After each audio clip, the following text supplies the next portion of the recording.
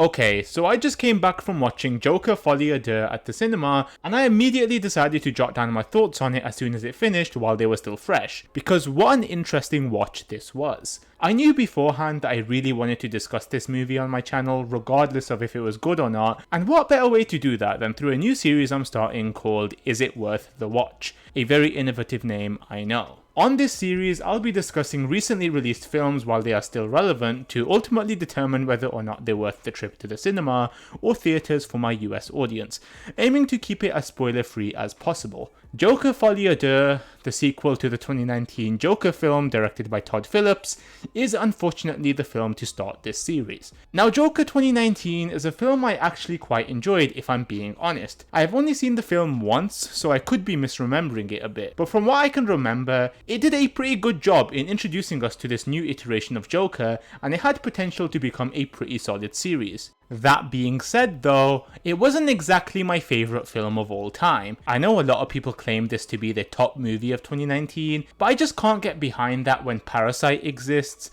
but I'm getting a little sidetracked. My point is, I wasn't a die-hard fan of the film, to the point where my expectations for a sequel were sky high, but despite this, I still left watching the sequel pretty disappointed. Alright, I just wanted to start by saying that the marketing for this film was incredibly strange. If you don't know by now, not even sure this is considered a spoiler at this point, but this film is a musical. And if you didn't know that, I wouldn't blame you, because this film was not at all advertised that way. Kind of their first mistake, because you're setting people up for disappointment this way. I'm not saying musicals are bad. I've seen a lot of very enjoyable Bollywood films in my time, and it's a given that those films will feature a musical number. But the marketing team for this Joker film could have at least been more transparent or made it more obvious that this film will feature songs within it. It kind of reminds me a little of the new Mean Girls musical that was released earlier this year, with a lot of people mistaking it for a simple remake and ultimately being underwhelmed.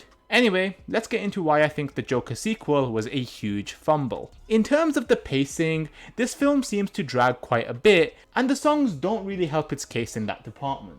I mean, yeah, the songs were fine, but they felt very out of place at times, and I even felt that there was like a little too many of them that would just start after the most random scenes. It got repetitive and boring after a while, which is a shame because the movie actually started out pretty strong, and I was thinking maybe the critics were wrong about this film. I think the musical aspect felt especially awkward when we realized that the songs don't really serve a purpose at all. It's like the higher-ups went, oh yeah, we got Lady Gaga to be in this film, might as well use her singing ability to our advantage while we have the chance. The songs will often convey Arthur or Harley's thoughts very explicitly, like the audience doesn't know exactly what's going on, even though it's very obvious to us, which also ties into the fact that the dialogue is also very, very basic in this film. I get it, it's easier to understand and whatnot, but come on, you couldn't have spiced it up just a little bit? Also, my god, what is up with the amount of cigarettes in this film?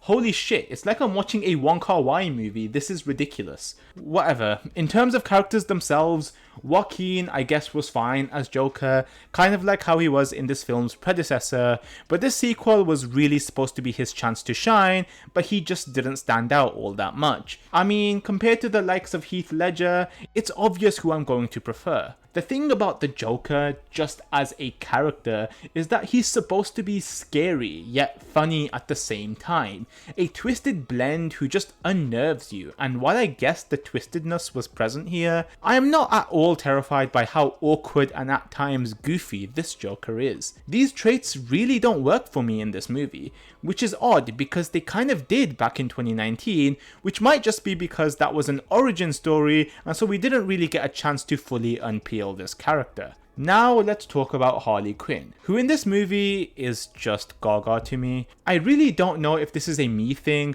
but I seriously just couldn't separate Gaga from the character she's playing here. To be fair, I am used to Gaga as an artist, so maybe that's why. But her characters in American Horror Story or A Star Is Born felt like, well, characters. But in this movie, Harley Quinn just didn't. I know that they said that their version of Harley Quinn was going to take a different approach than what we normally expect from this character, but like Joker, she wasn't reimagined in a way that felt satisfying or remotely faithful to her original self. I think when that statement was revealed, they most likely referred to the fact that Joker is the one obsessed with Harley rather than the other way around, and like, okay, I'm all for reversing roles and experimentation, but this really didn't do anything for me either. It was so annoying as someone who really likes Gaga and didn't immediately clown on this movie when people first found out about this casting choice. I really had faith in this character, but she acts, speaks, and sings exactly like Gaga does, and it kind of takes you out of the experience a little bit. I will say though that cinematography and sound wise, this film was beautiful. Like honestly, there were some very stunning shots here and everything felt purposeful. Even costume wise, Joaquin as Joker and Gaga as Harley looked really good, especially when Gaga ends up actually dressing like Harley Quinn. Like I love the way she looks with her makeup and everything, but it pains me to say this was just wasted potential. Oh, and you may have seen some talk circling around about how some of the scenes from the trailer just aren't in the movie, and this is unfortunately true. No clue why this is. I think the biggest point that I want to drive home about this movie is that ultimately, this didn't need to be a Joker movie. You can kind of tell Todd Phillips just wanted to make this courtroom drama and figured, hey, Joker's a movie we did in the past with some success, why not try our hand at both? And it of course just doesn't work. I feel as though any other quote-unquote mentally deranged character could have been in Joker's place and this film would be identical. With the way this movie ends, I just don't understand if this is supposed to be a standalone franchise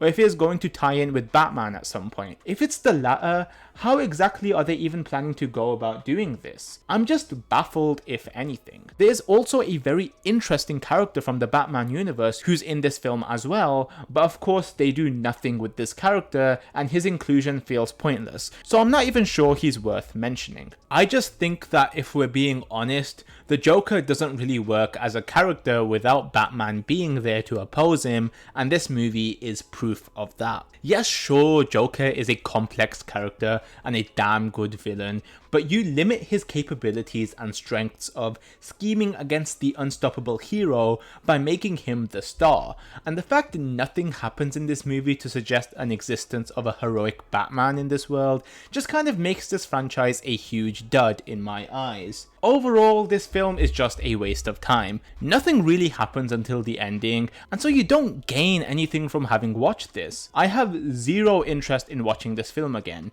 I think I've seen all I needed to form an opinion. So, is Joker Folie worth the watch? Simply put, no. You're better off rewatching The Dark Knight if you want to be entertained by the Joker character. If you enjoyed Joker 2019, don't let this movie ruin your perception of it. And if you didn't like that film, I guess this film wasn't on your radar anyway, but at least you can now guarantee that. I give this 4 out of 10 if you'd like a number rating. And that being said, I'll end the video here. Thank you so much for watching this video and supporting my channel, and I'll catch you all in the next one.